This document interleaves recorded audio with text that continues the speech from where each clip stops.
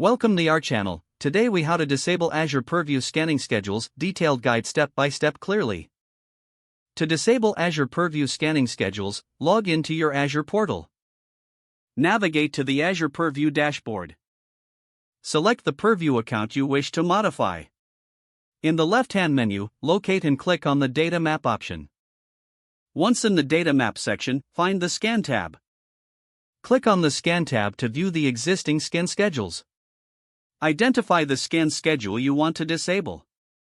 Once located, click on the three dots, also known as the ellipsis, next to the scan schedule. A drop-down menu will appear.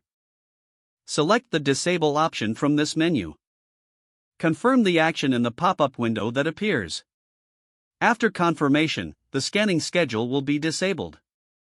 You can verify this by checking the status next to the scan schedule. If needed, return to the main dashboard to review other scan schedules. This completes the process of disabling Azure Purview scanning schedules.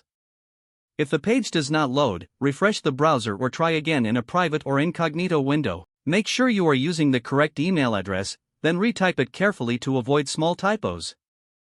If your password is not accepted, use the reset option and create a new strong password you can remember.